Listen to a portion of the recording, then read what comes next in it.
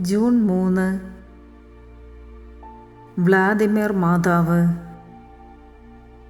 ലോകത്തിലെ ഏറ്റവും മനോഹരമായ മരിയൻ ചിത്രങ്ങളിലൊന്നാണ് റഷ്യയിലെ മോസ്കോയിലുള്ള വ്ളാദിമിർ ദൈവമാതാവിൻ്റെ ചിത്രം. വളരെ ആർദ്രത തുളുമ്പുന്നൊരു ചിത്രമാണിത്. 1131 കോൺസ്റ്റാന്റിനോപ്പിളിലെ രാജാവിന് സമ്മാനിച്ചതാണ് ഈ ചിത്രം. അദ്ദേഹത്തിൻ്റെ പുത്രനായ ആന്ദ്രേ ബൊഗോൾയുബിസ്കി ഇത് വ്ളാദിമിറിലേക്ക് കൊണ്ടുവന്നു. വിഖ്യാതമായ അസംപ്ഷൻ കത്തീഡ്രൽ നിർമ്മിച്ച് അവിടെ ദൈവമാതാവിനെ പ്രതിഷ്ഠിച്ചു. 1395 തിമൂറിൻ്റെ ആക്രമണകാലത്ത് മാതാവിൻ്റെ ചിത്രം വ്ളാദിമിറിൽ നിന്നും പ്രദക്ഷിണമായി പുതിയ തലസ്ഥാനമായ മോസ്കോയിലേക്ക് കൊണ്ടുപോയി.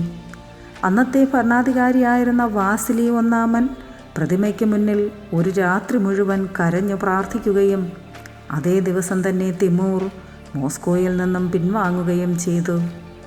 1480 തുർക്കികളിൽ നിന്നുള്ള ആക്രമണം അവസാനിച്ച ശേഷം ദൈവമാതാവിൻ്റെ രൂപം സ്ഥിരമായി മോസ്കോയിലെ ക്രെംലിനിലുള്ള ഡോർമിഷൻ കത്തീഡ്രലിൽ സ്ഥാപിച്ചു.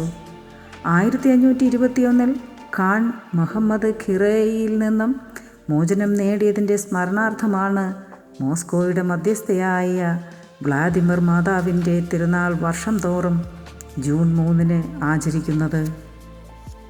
പരിശുദ്ധ അമ്മേ ദൈവമാതാവേ, പെന്തക്കോസ്തിക്കായി ഒരുങ്ങുന്ന ഈ നാളുകളിൽ തീക്ഷ്ണതയോടുകൂടി പ്രാർത്ഥിച്ച് ഒരുങ്ങി പരിശുദ്ധാത്മാവിനെ സ്വീകരിക്കാനുള്ള കൃപ ഞങ്ങൾക്കെല്ലാവർക്കും നൽകി അനുഗ്രഹിക്കണമേ എന്ന് അമ്മയോട് ഞങ്ങൾ പ്രാർത്ഥിക്കുന്നു.